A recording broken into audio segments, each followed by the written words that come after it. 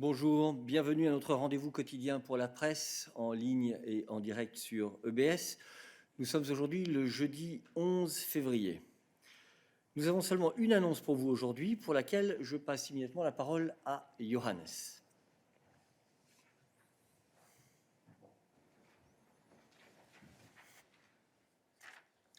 Merci Eric. Eric vient de dire la date.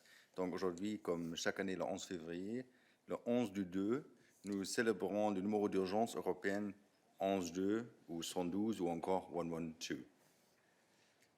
Mais cette année, la journée est d'autant plus particulière qu'elle marquera 30 ans depuis l'introduction de ce numéro unique pour accéder aux services d'urgence dans tous les pays de l'Union européenne, gratuitement, à partir de chaque téléphone fixe ou mobile, pour rejoindre la police, l'ambulance ou les pompiers.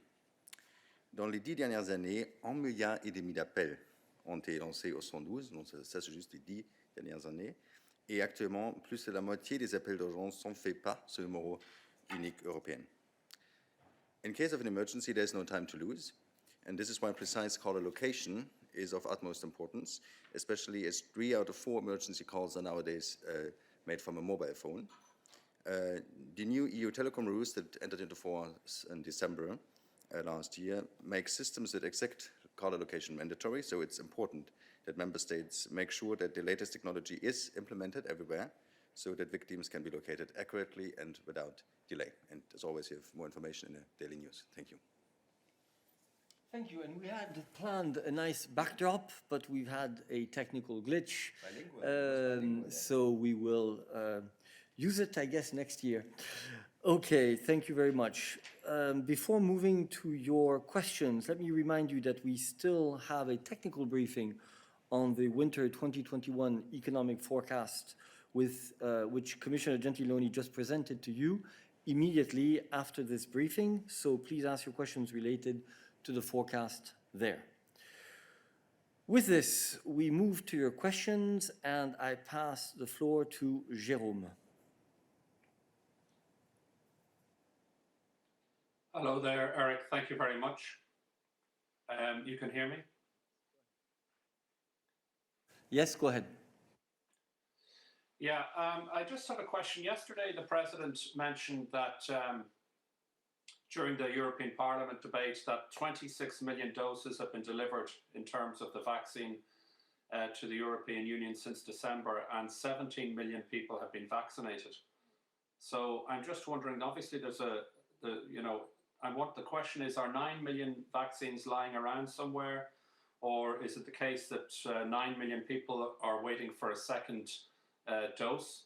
And if the latter is the case, then obviously they haven't been vaccinated. They have received a vaccine. You always made a big point of saying there's a difference between vaccines and vaccination. So could you give any clarity on that, please? Thank you, Jérôme. I pass the floor to Stéphane. Thank you very much, Jérôme. Actually, what this means, the number that the President referred to is the number of doses that have been administered. Of course, more doses are delivered than those that have been administered because the vaccination takes place on the basis of the vaccination campaigns. And so, as you know, member states are in charge of these vaccinations. They identify who will receive their doses when, on the basis of, for instance, of priority groups that have been identified. And so this may explain the distinction which there may be between the number of doses that have been actually administered and the number of doses that have been delivered. Thank you. Some member states have made public statements on the fact that they are keeping a share of the doses they have received in reserve in order to ensure that they're always able to provide the second shot of the vaccination to the people who have already received a first shot. Follow-up, Jérôme. Received a vaccine but aren't vaccinated, according to the medical science. We've missed the beginning of your question, Jérôme. Can you restart? You can hear me now? Yes. Follow up. Now, back when we had the start of the rotating presidency in Lisbon, President von der Leyen, she talked about she was reading a script. It wasn't off the cuff. She was talking about the fact that, vaccines needs to be one of the main priorities.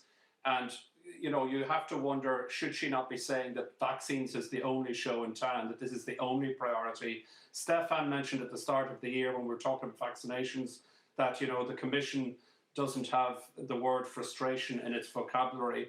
I think it was last week or the week before, following the college meeting, you wouldn't take questions on vaccines at the height of the controversy with the pharma companies because you said it wasn't on the college agenda. So the question is, is there a lack of urgency here? Is there a lack of, everything else is predicated on the fact that we get the vaccinations done. So, is there a lack of urgency here? Is there sort of a lack of understanding from the Commission's point of view that vaccination is the only show in town?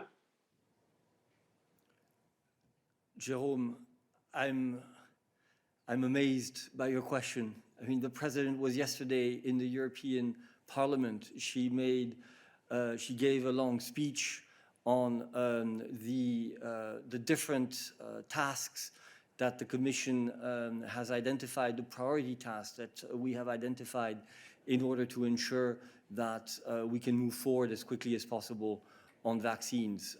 You asked a very technical question, legitimate question, about why there is a difference between the number of doses distributed and the number of doses that have been actually injected. And we have given you a very specific answer, I believe. No, obviously, the Commission is fully focused on ensuring that we can have both as rapid as possible deliveries of vaccines, which also goes with the increase in production capacities, and secondly,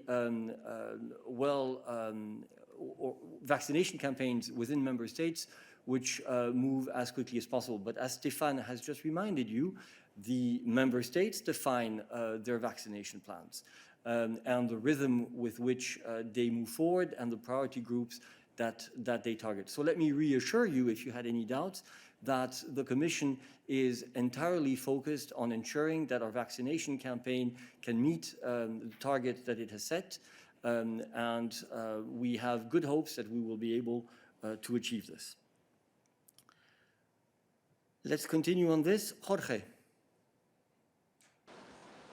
Good morning, Eric.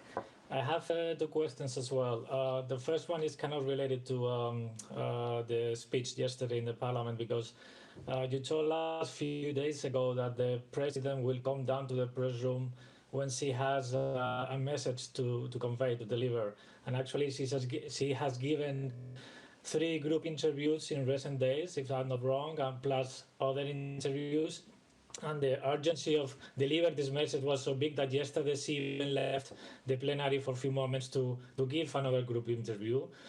So my question is, when is she going to come down to the press room to talk not only to the selected few, but to all of us? Or your strategy is to give group interviews until you cover all the Brussels journalists? And secondly, when she spoke to the left group in the Parliament, the group actually requested to broadcast the hearing with the President, and the proposal was rejected by her team. So, given that she spoke a lot about the need of transparency in handling this pandemic, why she rejected this request? Thank you. Thank you very much. On the press conference, as I have said many times here before, obviously, I will announce a press conference by the President when she will have decided to come down to the press room. I understand that this is something that you are all looking forward to, and I'm sure that we will be able to organize this at the appropriate point in time. On the group meetings, my understanding is that the group meetings, there was a series of group meetings, and it was decided that they should all follow the same format, open or closed. And since the first 3 had not been open, the same practice was followed for the last group meeting. Jorge, you have a follow-up. Yes, just a quick follow-up, because I mean, I don't know what is your opinion, but in terms of the optics, I mean, she's not giving a press conference in quite some time, and we are in the middle of a big crisis, not only in terms of the vaccines, but we saw what happened with Article 16 of Northern Ireland, and at the same time, she is not accepting, for example, the request to have a broadcast discussion with MEPs. So, I mean, do you think that, given that she's been praising the need and underlying the need of transparency, I don't know if her wishes match her decisions? Thank you, Jorge. Look, the president has given over 30 interviews in the past couple of days to various print and audiovisual media of a whole series of European countries, of EU member states. You have been able to read very long interviews of her answering questions all related to the different aspects of the vaccine strategy in those interviews. She has taken part in group meetings of the European Parliament. As I've just explained, the setting in which these meetings took place were decided in a way that they would all follow the same pattern, which seems rather logical. So we believe that she is actually providing a lot of information, and as I've told you, I'm sure that we will be able to have a press event with her, hopefully in the near future. David. Merci Eric. Deux questions. La première, c'est toujours sur la présidente. Hier, tu as dit que le fait de ne répondre pas après les débats au Parlement européen est une pratique courante. Je voulais savoir qui a instauré cette pratique courante, vu que tu as passé tu es là depuis assez longtemps pour te rappeler que les présidents de la Commission ont toujours, sauf des raisons d'agenda très strictes, répondu dans les débats du Parlement européen. Même Jean-Claude Juncker, à la fin un peu moins pour des raisons que tu connais très bien, mais il a toujours répliqué aux parlementaires. Donc je voulais savoir si cette pratique a été introduite par la présidente elle-même et s'il y a un accord avec le Parlement sur ça, vu que chaque fois qu'on reçoit l'ordre des interventions, la réplique de la présidente est prévue et après il n'y a pas de réplique de la présidente. Deuxième question à propos de transparence, je voulais savoir s'il y a des nouveautés sur AstraZeneca, sur les livraisons du premier trimestre, vu que, si j'avais bien compris, les négociations étaient encore en cours pour voir si on pouvait avoir encore plus de doses par rapport aux 40 millions. Et surtout, si AstraZeneca a clarifié quelles seront les livraisons pour le deuxième trimestre, parce que vous nous avez dit que il n'y avait pas de clarté, il n'y avait pas d'infos de la part de AstraZeneca sur ses engagements au deuxième trimestre. Merci. Merci. En ce qui concerne ta première question, je n'ai pas de statistiques ou je n'ai pas fait de travaux historiques pour faire cette réplique, mais je me base sur le fait que ce n'est pas la première fois que la présidente participe à un débat et qu'ensuite ce soit un des membres de son collège en charge du portefeuille qui fait l'objet du débat, qui répondent au round final des questions. Par ailleurs, tu sais très bien que la présidente a à de nombreuses reprises répondu, ou à plusieurs reprises en tout cas, répondu après le premier round d'intervention des chefs de groupe et d'un certain nombre de parlementaires. Je n'ai pas d'exemple précis en tête, mais je me souviens très bien de l'avoir vu répondre suite à certains débats au Parlement. En ce qui concerne AstraZeneca, je vais passer la parole à Stéphane. Merci beaucoup, David. Je n'ai pas beaucoup de nouveaux éléments à te donner. Comme tu sais, la société avait proposé d'augmenter le nombre de doses vers 40 millions. Ça, c'est un premier pas certes important, mais comme tu le sais, nous avons insisté sur le fait que il faut continuer à augmenter le nombre de doses tel que prévu dans la Convention, et donc la Commission reste en négociation, en discussion avec la société, à la fois concernant les doses prévues pour ce trimestre-ci, ainsi que pour le second trimestre. Je ne peux pas te donner des chiffres concrets là-dessus, comme tu le sais, mais nous restons en contact régulier avec la société pour assurer la livraison d'une bonne quantité de doses pour les citoyens européens. Merci. Merci Stéphane. David, follow-up.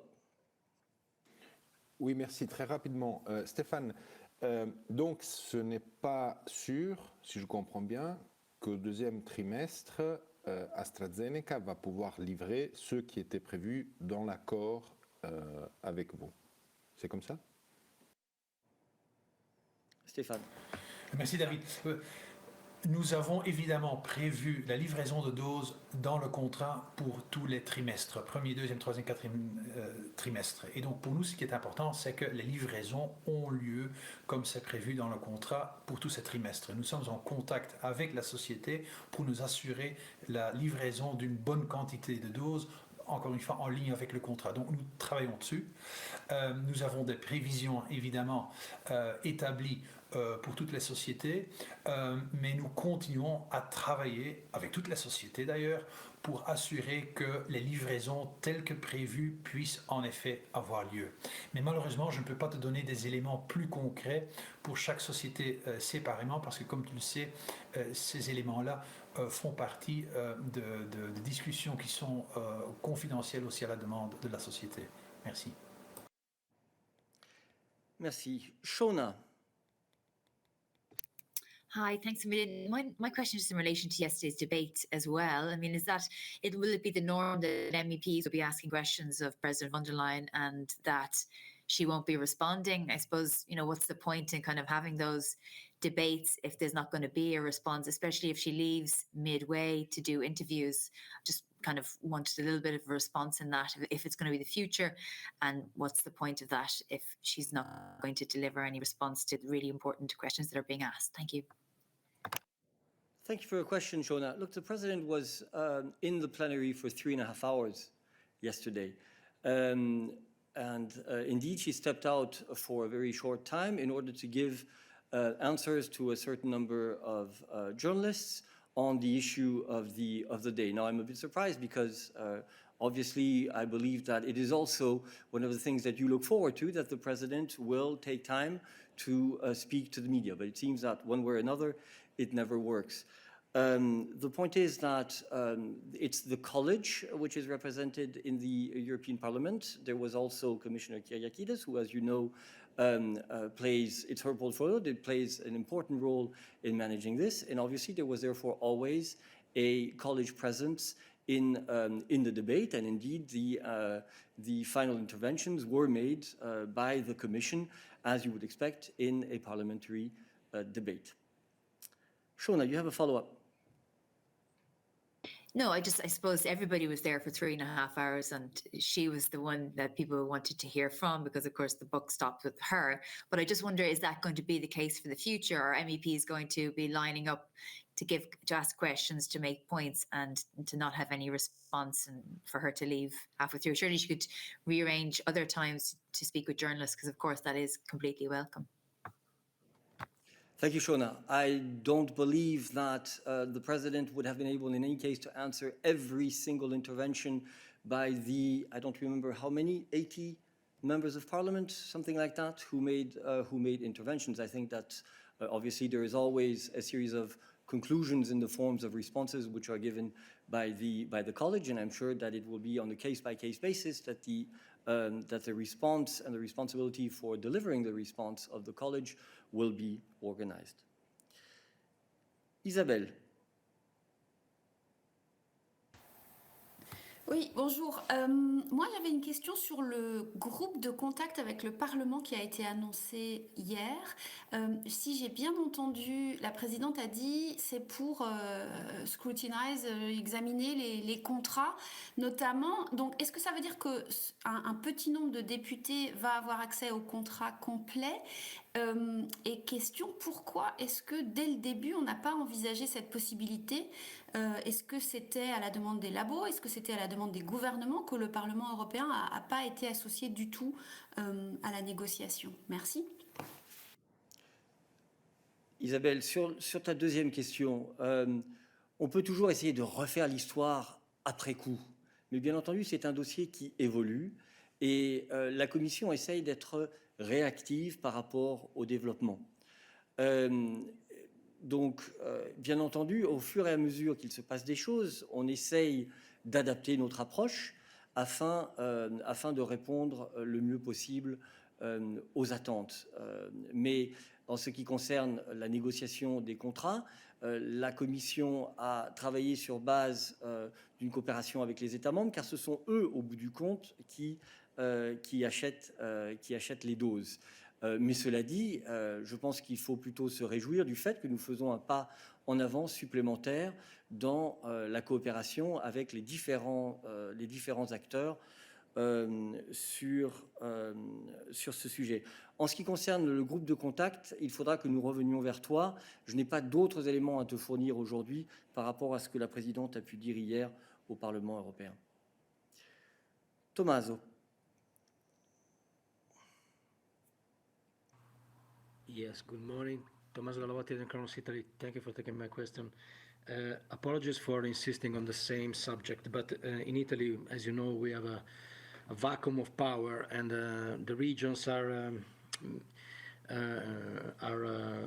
putting together their forces. Veneto, Friuli Venezia Giulia, Emilia Romagna.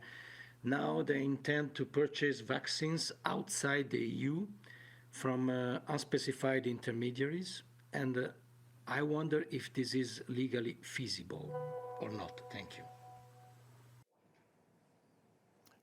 Stéphane. Thank you very much, Tommaso. Tommaso, there is a lot of things in the question which I think are not extremely clear or concrete. So, and when you ask, is something legally feasible or not, the only thing I can say is something in line with our vaccine strategy or is not in line with our strategy. Vaccines that have been purchased or negotiated by the team of negotiators, Commission, member states, all involved, such vaccines are part of the portfolio, and there, of course, the strategy does not allow parallel negotiations outside of the vaccine strategy. So that's a very clear principle. As far as we're talking about vaccines which are not covered by the vaccine strategy, purchased or rather manufactured, produced by companies with whom we do not have an advanced purchase agreement, there, of course, member states, regions, whoever may be interested in concluding contracts with such vaccine developers can do so. There is nothing in the vaccine strategy that prohibits member states, regions to do this. So the main question is, are we talking here about vaccines covered or not by the vaccine strategy? Thank you. Let me add a word, perhaps. Tommaso, let's not invert the perspective here. Let's remember that, generally speaking, health is a member state competence. We have decided, in cooperation with the member states, to deploy a specific strategy in this current crisis. And that strategy consisted in negotiating a certain number of advanced purchasing agreements with a limited number of companies. Outside of that, the normal competences apply, and therefore it's not a question of whether they're allowed or not. Health is a member state competence generally, with obviously a coordination role on certain aspects for the European Union and the Commission more particularly. Now, you will remember that one of the things that we have said is that this pandemic shows the need to think about how the European Union can better prepare for crises, health crises that know no borders for obvious reasons, which is why we have announced a certain number of proposals to start building what we call a European health union. But indeed, it is a building site, if you wish. The basis being that it is a member state competence normally to deal with health-related issues. Francesco.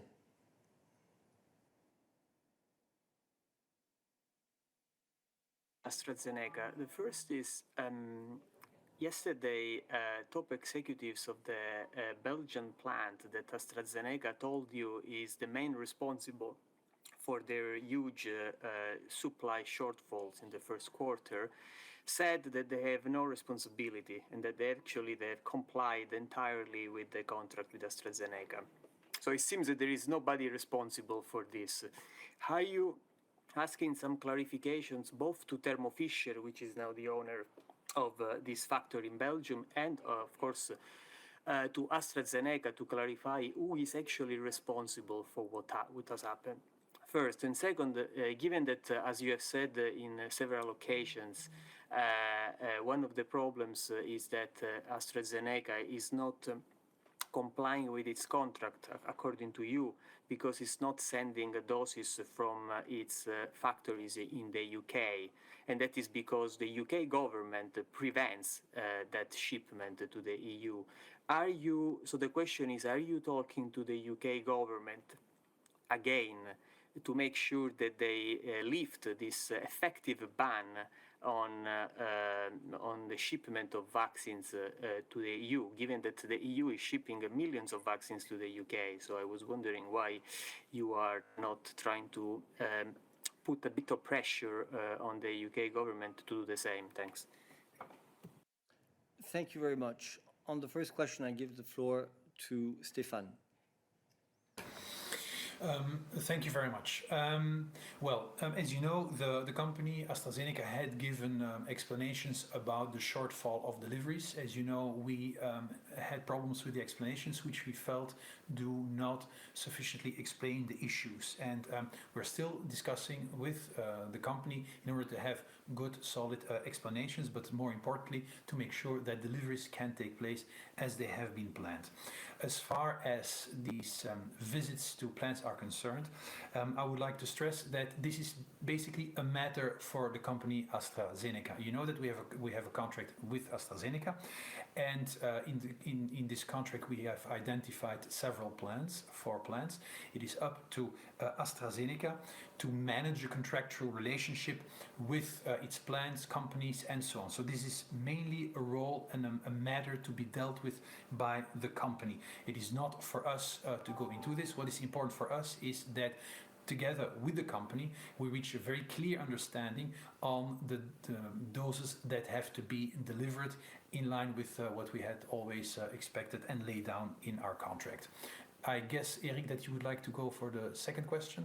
Yes, very briefly to say that according to our information, the United Kingdom does not have restrictive export measures in place concerning vaccines, only concerning certain types of medicines. Secondly, the issue was raised, in fact, by the President of the Commission in her phone call with Boris Johnson some 2 weeks ago. And she was told that nothing prevented the UK plants from delivering doses to the European Union. So this is something that, of course, we are in contact with. We are in contact with AstraZeneca. As Stefan has just said, our point is that it is AstraZeneca's responsibility to comply with the terms of the contract when it comes to the delivery of doses. Francesco, you have a follow-up? Yes, thanks. Just to clarify, I never said that Britain has restrictive measures on exports. Everybody knows that they don't have, but they restrict the export of vaccines to the EU using a clause under the contract they have with AstraZeneca. So given that you have been offered these clarifications from the British government about the fact that they don't prevent the shipment of doses from the UK to the EU, given that AstraZeneca had said that that was the reason why it's not sending doses from the UK to the EU, why then are we not seeing doses from the UK to the EU coming? Can you clarify whether the 9 million extra doses promised by AstraZeneca come from the UK, and whether the the shortfall that still remains of 40 or even 80 million doses, depending on how you calculate, part of it can come from the UK? Thanks. Yeah, I mean, very legitimate questions, Francesco. We have seen all the comments, we have heard the reassurances, and trust us, we are in contact with AstraZeneca on this. We are not going to comment here what are the origins of the 9 million doses that have been announced. That is a question for the company. As far as we are concerned, once again, we have a contract. And we expect that progress is made in terms of the deliveries of the doses. And we will continue working on that with the company. Griselda.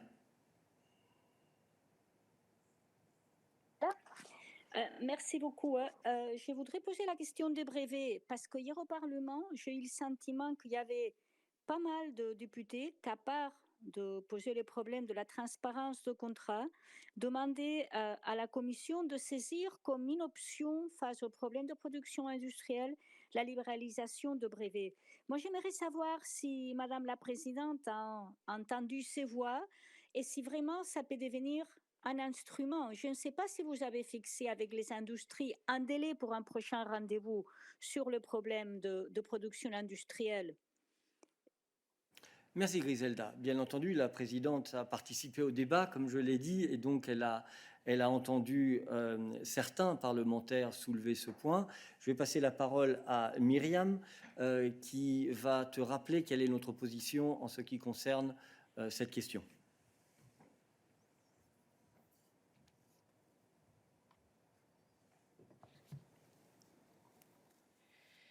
Merci. Tout d'abord, juste rappeler que l'accès universel et équitable des vaccins, c'est une priorité pour la Commission européenne, comme elle a démontré avec l'initiative COVAX. On pense que la propriété intellectuelle, c'est un facteur essentiel pour protéger et permettre de développer les vaccins qui ont été développés, comme vous le savez, très rapidement. C'est important, par contre, d'augmenter la production pour permettre à tous les pays avoir accès. Et on est conscient qu'il y a des problèmes dans ces cas-là.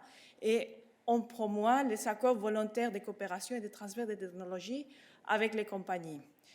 En tout cas, dans le cadre de l'OMC, vous avez parlé déjà des patents, des brevets qui existent, mais on a des flexibilités qu'on trouve qu'avec les licences obligatoires que l'OMC permet, on peut permettre cet accès si jamais il y a des problèmes d'accès pour la production des vaccins. Alors, on ne considère pas d'enlever les brevets parce qu'on considère qu'on a déjà les flexibilités suffisantes dans l'OMC et l'Union européenne est prête à s'engager avec tous les membres de l'OMC pour discuter s'il y a d'éventuels problèmes d'accès pour cette technologie et permettre de faciliter l'accès à tous les pays membres. Merci. Grisella, tu as un follow-up? Donc, je comprends bien que ce n'est pas un instrument à l'intérieur de l'Union européenne. Je suppose que j'ai bien compris. Est-ce qu'il y a une date pour un nouveau rendez-vous entre Mme von der Leyen et les représentants des industries sur ces... Grisella, comme tu sais, nous annonçons l'agenda de la présidente la semaine avant.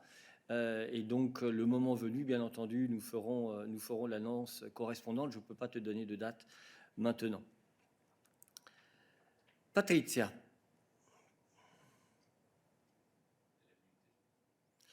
Unmute your mic, please.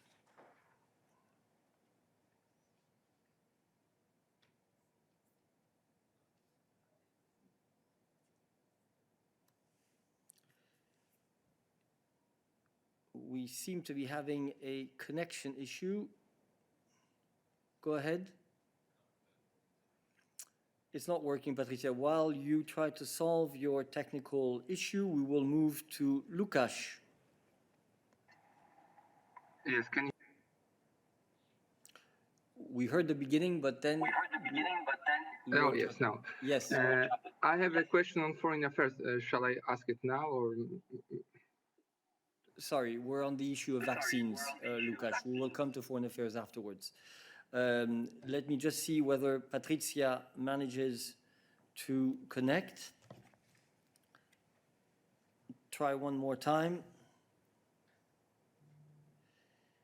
It is not working, so now we will come back to you, Lukáš. We close the vaccines and health chapter and move to foreign affairs. Go ahead.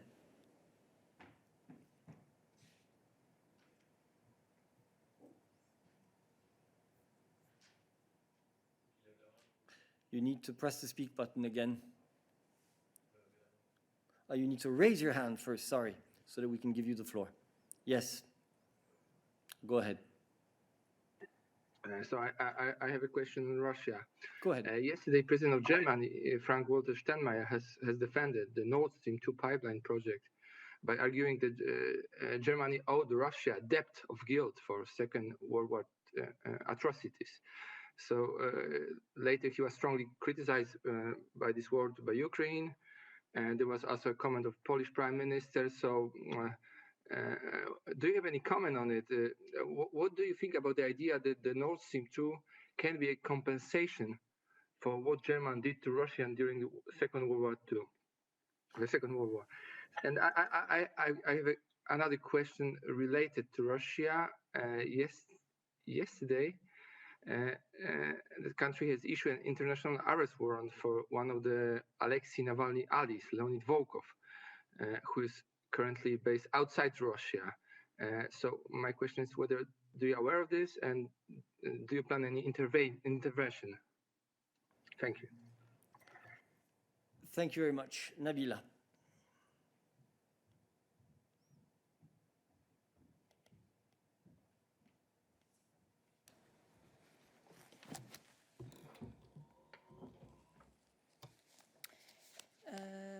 Hello, Lukáš. I'm afraid I will ask you to repeat your questions because I did not understand the first one, at least.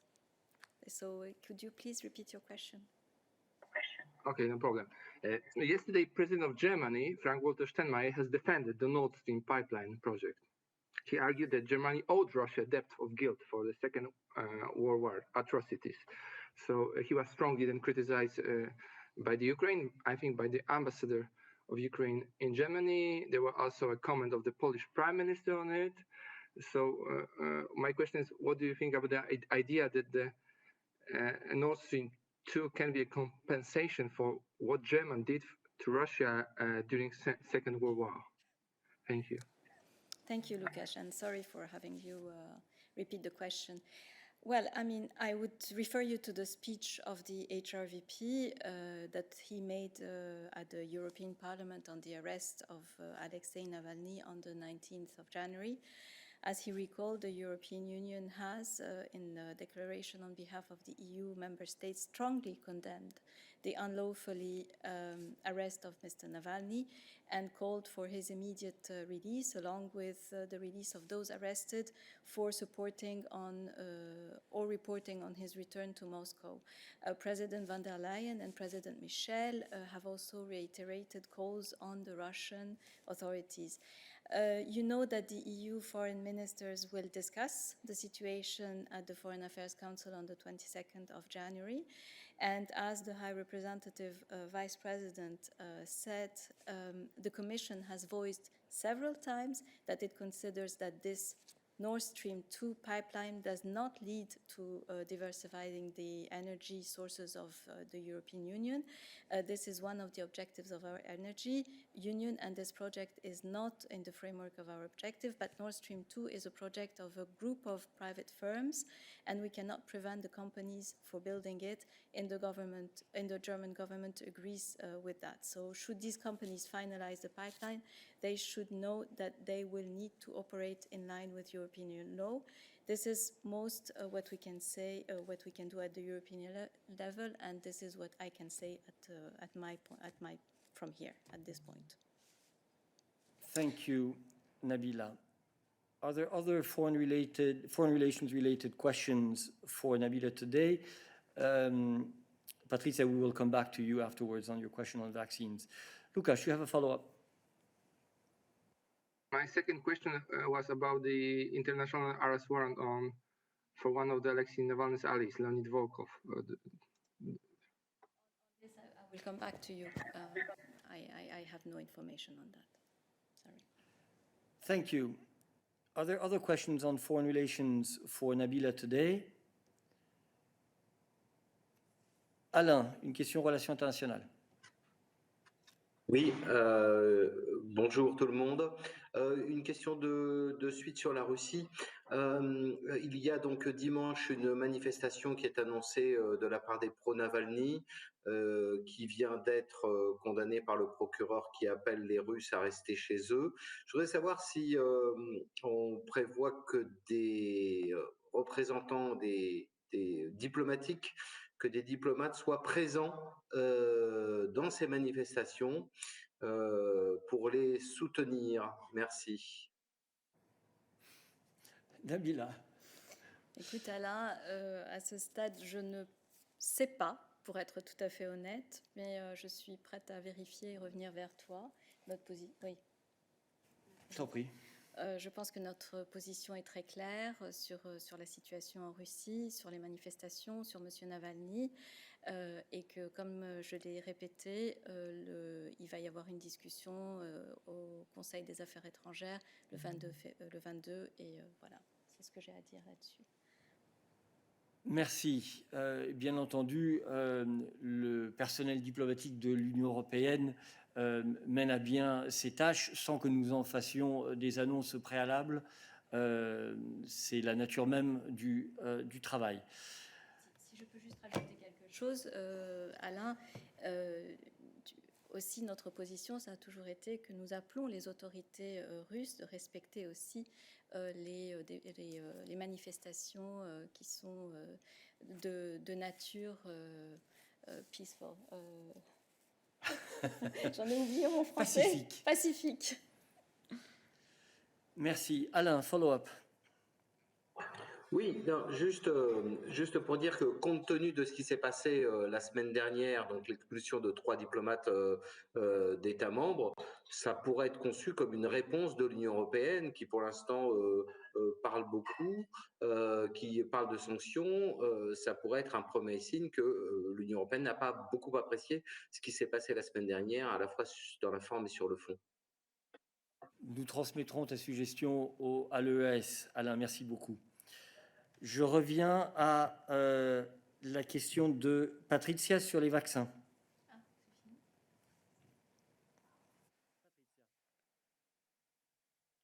Patricia, you have the floor again.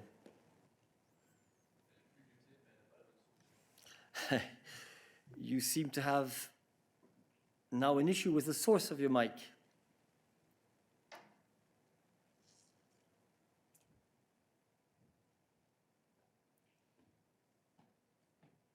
Patricia, I suggest that you try. It's working. Can you hear me now? You can hear me now. It's working. Oh, great. Thank you. Because I have 3 questions in one, basically. One, I would like to have a clarification. You said that obviously regions or member states can buy vaccines that are not included in strategy. Sorry, Patricia, we're not hearing you well. They are not even covered by the author. Patricia, I'm sorry, but you're completely breaking up. I will ask you please to contact Stefan bilaterally to ask your questions. I'm sure he will be able to answer, but it's just not working correctly. The connection is too bad. Are there other questions for us today? Yes, Catherine. Yeah, Eric, I have a question. Yesterday you said that you're not going to comment. Sorry, can you hear me? Oops. Go ahead. Go ahead, Catherine. Sorry, you said yesterday that you're not going to comment on every single development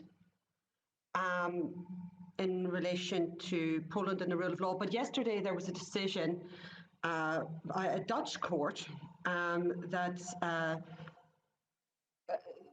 was very clear in that the Dutch court would not extradite a Pole living in the Netherlands to Poland because they thought that he would not. He was in a real danger that he would not benefit from the fundamental right to a fair trial. So my question is, given that there's already been an interim decision by the European Court on this, and given that this is an issue that crosses borders, this is not just confined to Poland. We are now, there are wider consequences of inaction. What action will the Commission take, given that it is becoming increasingly urgent to act? Christian.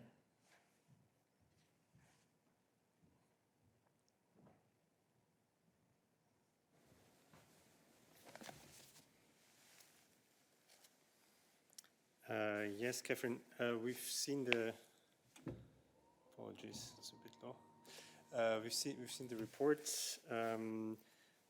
As I understand, this is a follow-up actually by on the preliminary ruling that the Dutch court had asked for. So the European Court of Justice had in its judgment indeed reconfirmed its previous case law, which clarified that for the potential suspension of execution of a European arrest warrant, a two-step process is needed that has been established a while ago by an earlier judgment. First deciding whether there's evidence indicating systemic deficiencies in the justice system in the member state concerned, and then second, to which extent these systemic deficiencies impact the individual concerned. And then it is in practice for the relevant judicial authority to make this assessment, and it was for the national court to follow up and implement, as always, the ruling of the European Court of Justice. And I think so we are seeing normal judicial process unfolding here. Thank you. Catherine, you have a follow-up. Yeah, I do. Christian, as you so rightly point out, the court have found that there are systemic deficiencies and that they now impact an individual. What you haven't done is answer my question. What further action are you going to take? You took an action last year. Are you going to impose interim measures? You have that permission, as far as I've understood. What are you going to do about it? Catherine, once again, please, you can ask the question every single day in the press room about what we are going to do. The fact is that we announce decisions when we consider that they are ripe if the time has come.